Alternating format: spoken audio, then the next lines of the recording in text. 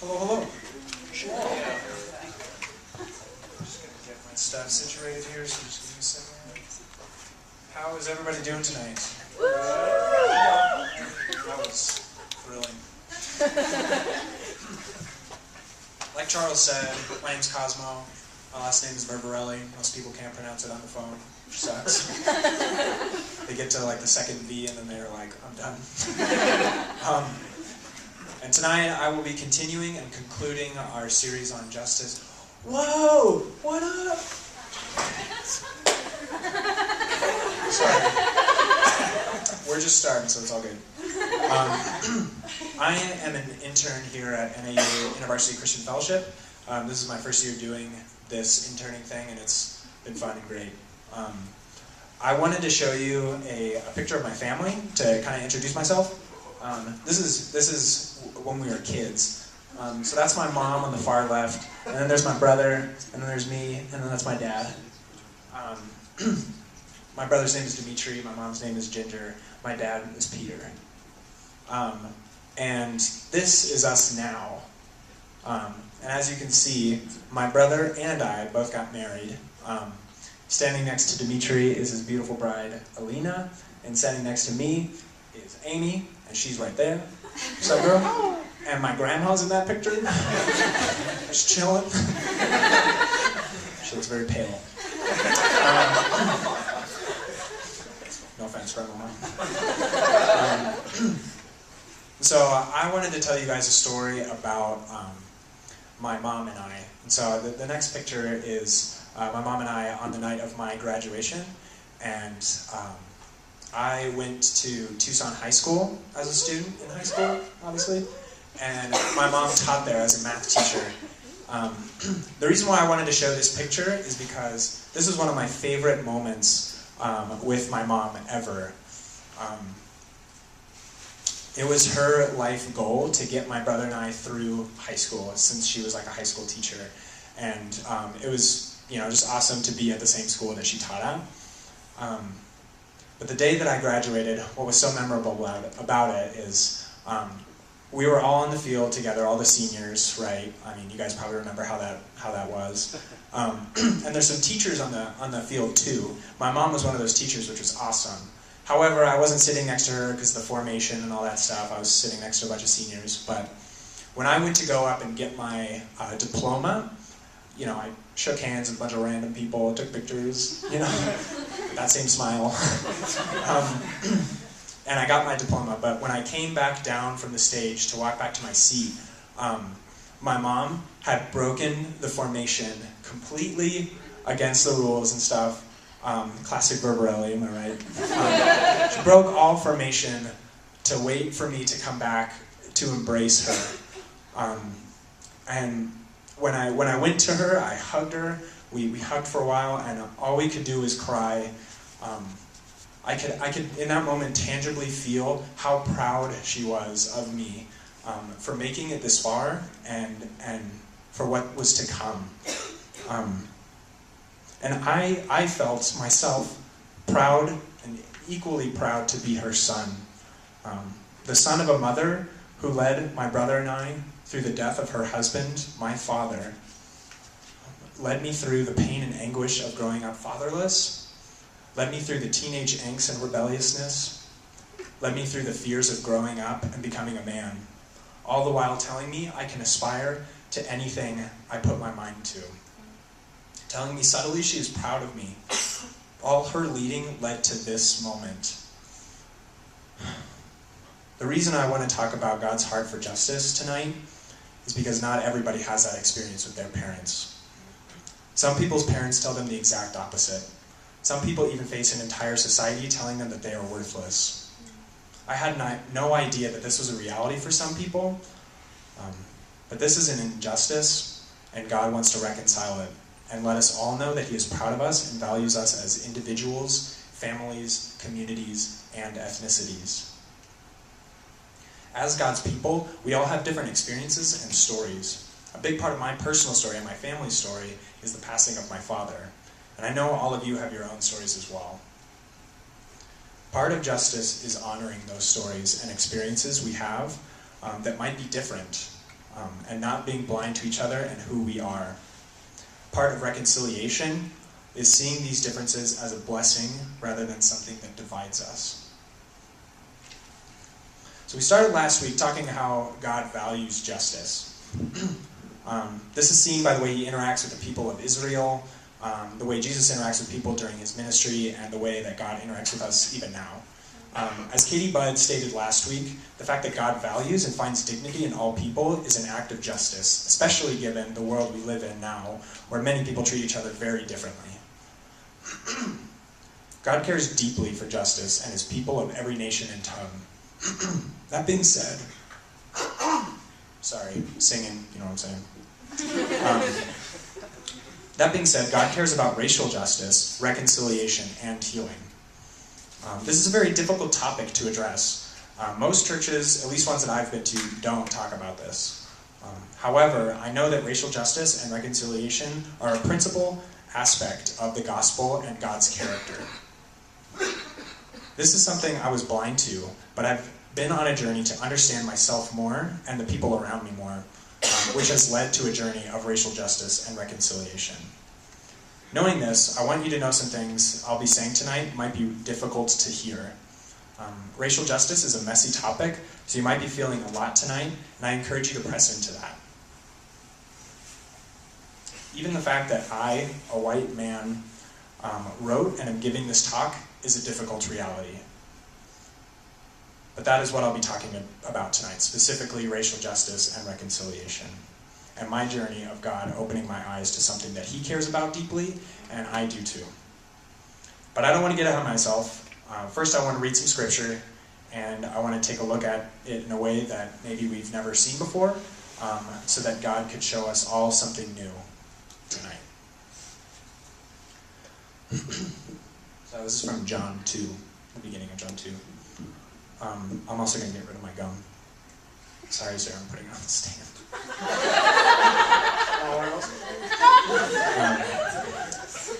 On the third day, there was a marriage in Cana in Galilee, and the mother of Jesus was there. Jesus was also invited to the marriage with his disciples. When the wine gave out, the mother of Jesus said to him, "They have no wine."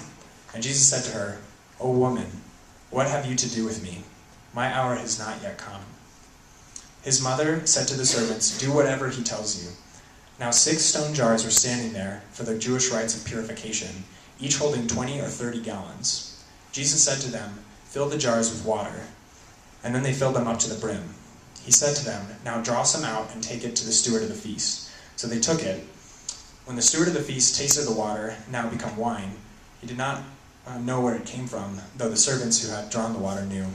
The steward of the feast called the bridegroom and said to him, "Every man serves the good wine first, and when men have drunk freely, the poor wine. But you have kept the good wine until now."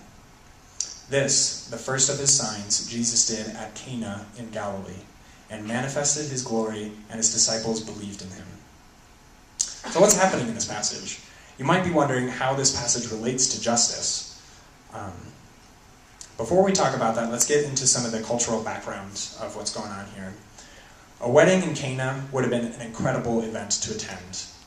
The passage talks about the steward of the feast. This person would have been the father of the bride.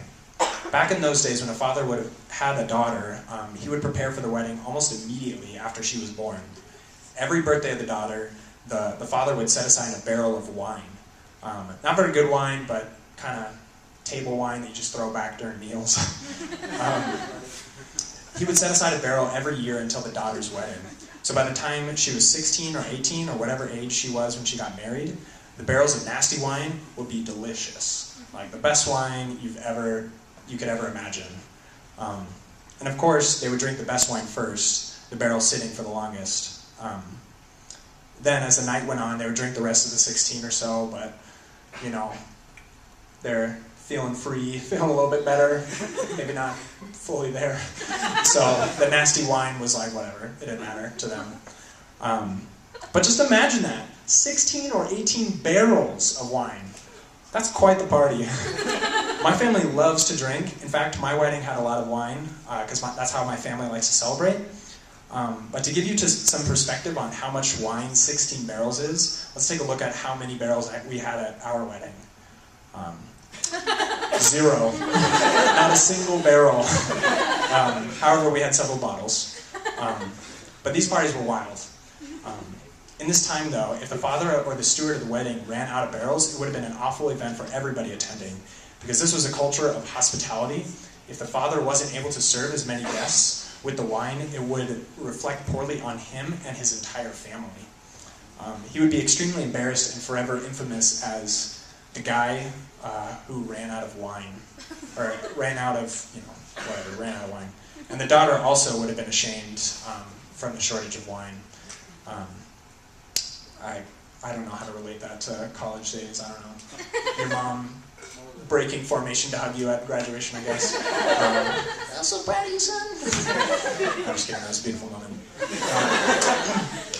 But I'm sure all of you are curious how this is about racial justice, this passage. And although it isn't obvious, the passage is one that truly shows God's heart for racial justice and Jesus as being an agent of justice. Cana, where the wedding was held, is a part of Galilee, which is a nation surrounded by pagan nations. People down south in the area of Israel and other nations would say, nothing good comes from up there. They would even say, how could anything good come from Nazareth of Galilee, in reference to Jesus, because that's where he was born. If people had children that wanted a religious education, they would send them down south so that they wouldn't be tainted by the people of or near Galilee. Jesus still attended this wedding, fully knowing how poorly the place and its people were considered. This alone shows that Jesus cares about race relations and ethnicity. Despite how poorly these people were considered, he still found enough value in them to attend the wedding. This isn't the most obvious thing in the verse.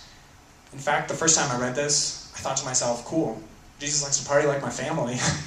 I was completely blind from seeing the way Jesus intentionally honored this ostracized people group. Again, I thought this passage was simply about a sweet party. Just like I was blind to the passage's deeper themes, it can be so easy for us to be blind to God's heart for racial justice, and even blind to the injustices in the world. I have been. It's not easy to see injustices brought on other people because of my cultural lens, or the way that I see the world. A way I was blind to God caring about racial justice and blind to racial injustices in our world was around the time I first became a Christian. In my high school years, I cared a lot about justice issues on my campus. For instance, when the district was trying to get rid of the ethnic studies classes, I took part in some marches and other forms of spreading awareness. When I became a Christian, however, my senior year, I didn't seem to have as many conversations about injustices in our world. The church I went to was incredible, and I learned a lot of things about God. However, conversations about racial injustices were missing. Because of that, it started to form in my brain that Christians in general didn't see, or if they did, they didn't care about these issues, and thus I began to think God didn't care about them either. It wasn't until my sophomore or junior year of college when I started to take my faith more seriously. Around this time, I became good friends with a classmate, Simon, who's biracial, half black and half white. Him and I had many amazing, thought-provoking conversations about a lot of things. Physics, astronomy, life, universe, and everything, society, culture, and we even talked about race. Through these conversations, we talked about personal injustices he has experienced as a biracial man, even on the college campus. Through these conversations, I started to realize how different my context growing up was, and how different my experiences are on the college campus. My eyes began to open to the racial injustices of the world, and even the NAU campus. I also began to realize this isn't okay. I began to realize God doesn't think it's okay either. I started to see how God cared deeply for Simon, that he cared for everyone who experiences these racial injustices, and that he wanted to see injustices reconciled. Being a white Christian male, it is easy for me to stay blind to the racial injustices of our world or our campus. God is continuing to open my eyes to injustices that happen on our campus to this day. As I continue to follow Jesus on this journey of being an agent of justice, I continue to see God's heart for justice and reconciliation. That's how I've been blind, but God opened my eyes. How about you? Do you feel like maybe you've been blind? What does God want to open your eyes to? Forgot my water. Normally I would take a sip of water right now. Not only does God want us to not be blind, but he wants us to trust in him. Thanks, Amy. What I mean by that is understanding the things he cares about and trust that he wants us to care about those things too. In this case, caring about racial justice. As we see from the passage, Jesus cares about race relations. God wants us not only to see that, but trust that his heart is to see justice and reconciliation as well. There's something about trusting in God that leads us to act as well. In the passage we see Mary, the mother of Jesus, do just this. Mary finds out they have no more wine. When she finds out there's no more wine, she goes to Jesus to ask for more. She trusts that he will do something, but it doesn't end there. She then talks to the servants and tells them to do whatever Jesus says for them to do. She trusts in Jesus and acts by asking the others to respond. She models for us how to trust God's heart. This is what God asks of us. However, oftentimes it can be easy for us to trust in God and say, I care about justice too, or even I care about racial justice. But it can be really easy for us to be silent and not act. We oftentimes we can say that we care about racial justice, but not actually act on it and be silent to racial injustices. We can't just trust and leave it to Jesus. We must trust and act, not be silent. I've been in this situation before, faced with racial injustices and remained silent. In fact, living in a country built off of racial injustice and oppression, I feel faced with trusting God, but being silent daily.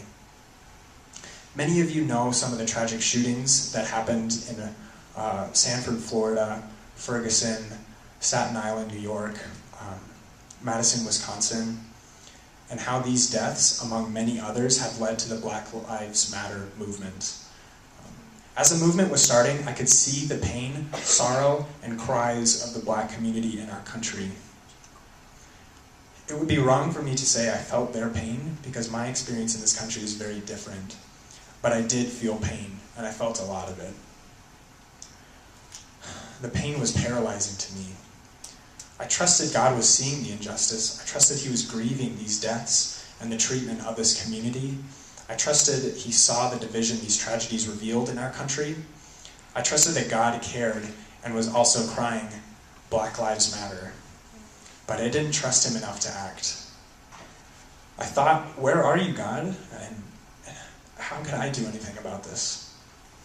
I was silent. This is one way I have trusted God's heart in caring for racial injustice, but was silent. Have you had similar experiences? What is God speaking to you about trusting his heart and not being silent?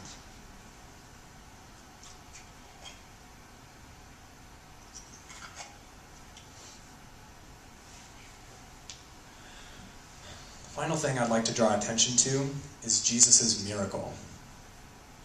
This was his very first miracle in his ministry, as John points out in the passage.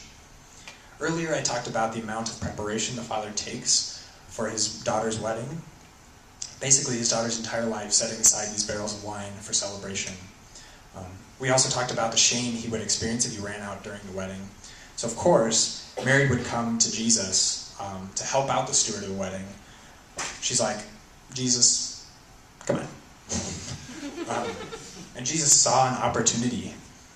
I'm sure he thought this would be the perfect way to start my ministry. He's always so intentional with what he does. He noticed the stone jars in the room, these jars that were meant for Jewish rites of purification. What that means is that these jars of water were meant for the Jewish people to wash and cleanse themselves. They would use the water to wash themselves anytime they came into contact with a Gentile, someone who was sick, a woman in menstruation, a leper, etc. Using this water, they became pure again. I'm sure the Jewish people at the wedding had many reasons to wash themselves given the racial and religious diversity of Cana. Many Gentiles would have been there with the Jewish people. Jesus sees that water and hears his mother asking for more wine and puts two and two together. These jars of water at the time represented ceremonial cleansing. However, Jesus saw this water representing something entirely different, and he turned it into wine. This water represented separation. This water represented exclusion. This water represented ignorance. This water represented religious bigotry. This water represented oppression. It represented that some people were in and some people were out, and it would always be that way. This water represented injustice. What did Jesus do with this water that represented these injustices? He turned it into wine.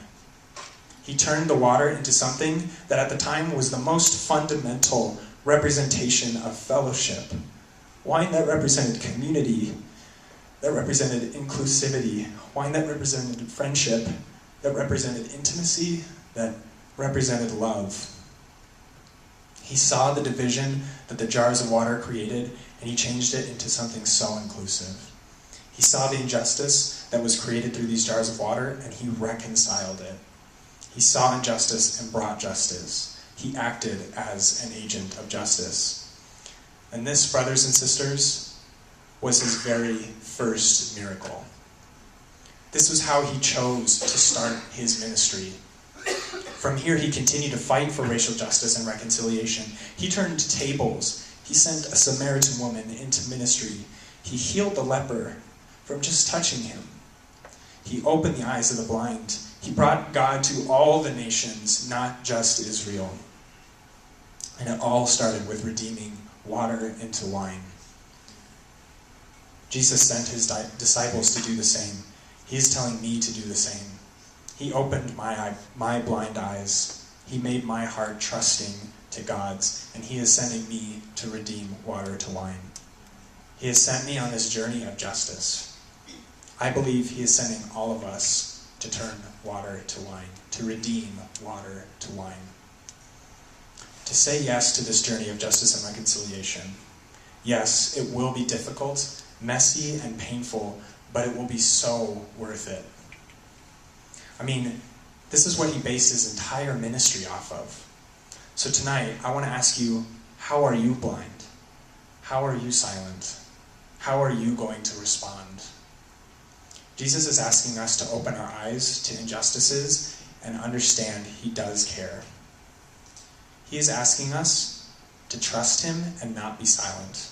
He is asking us to redeem water into wine, to act, to be an agent of justice and reconciliation. Will you say yes? From even just a short time of being a part of the Black Student Union, or the BSU here at NAU, God has begun to reopen my eyes to racial injustices on our campus. I am so grateful for them welcoming me into their family, because these things, the things I've heard, although extremely difficult, have been a gift. In case you don't know, BSU is an on-campus cultural club for Black students to engage in ethnic identity, participate in school politics, and address injustices. Being in this club, my eyes have been opened, and I've had opportunities to act through protests, advocacy, and an open heart that is willing to listen and change. I am honored to have had opportunities to not be silent in the Black Lives Matter movement by engaging, repenting, grieving, marching, and more with BSU. I asked my friends from BSU what their experiences are like being a minority student on this campus, and how can we be better agents of racial reconciliation. They had this to say. I, like many other Black students, still face challenges. Being here opens my eyes on a daily basis because there are not many opportunities for people who look like me. The longer I stay here, the more observant I become. The best way to pursue racial reconciliation is to embrace the diversity. In other words, embrace the students. Participate in events and activities that involve people of color. Also, be open-minded. Understand students of color and our journey or history. Do not lump us all together into one or two categories because we are all different and all have a different story to tell. Another student said, I would encourage them to pursue racial reconciliation on the NAU campus by being a strong ally that does not take up space, and to be knowledgeable about different issues that affect racial groups.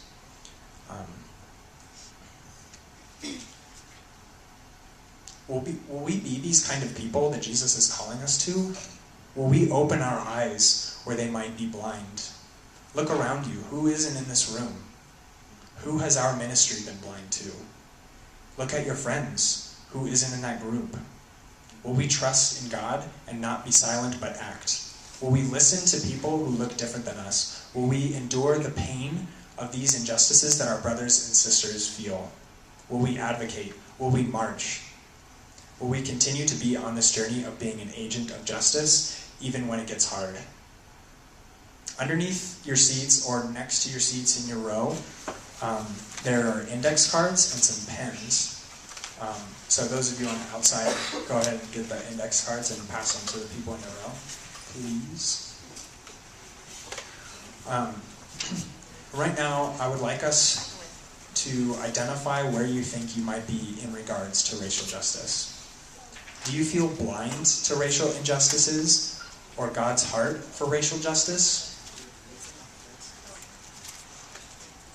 All right, wait a second.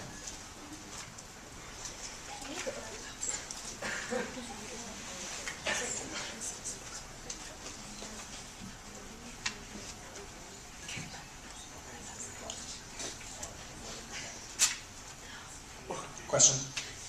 Yeah, I got you. So I want you to identify where you think you might be in regards to racial justice. Do you feel blind to racial injustices or God's heart for racial justice? I know this can be hard to admit or identify, but trust me, it is brave of you to be honest. Do you feel you see the injustices and trust that God cares, but don't know how to act? I want you to know that this is okay. It's okay to be wherever you're at. We're all on our own journey for racial reconciliation and justice. But after identifying where you are, I want to challenge you to act. If you feel as though you're still blind or have questions, please come talk to me or any other staff after the talk. Or read some articles about injustices in our country. Or really listen to a friend who feels as though they've been treated unjustly based on their ethnicity. If you feel as though you trust but don't know how to act, I would also like to challenge you. A good way to start engaging is by being an advocate for people who face racial injustices. Or you can begin to understand your own racial identity. Or maybe displace yourself with a people group you might not normally spend time with, but do so with an open heart that is willing to listen and change. I know that a lot of difficult things have been said tonight, and if you feel like you're disengaging, or you feel offended, or confused, or anything, I just ask that you would please continue to stay engaged and try to hear what Jesus is inviting you into. And again, I want to invite you to have a conversation with me or any of the staff or a close friend. I'm just going to stop talking now so you guys can write on your note cards and have a time of response. So I would like to ask you guys to reflect on where you identify yourself and what Jesus is asking you to do, how he's asking you to act.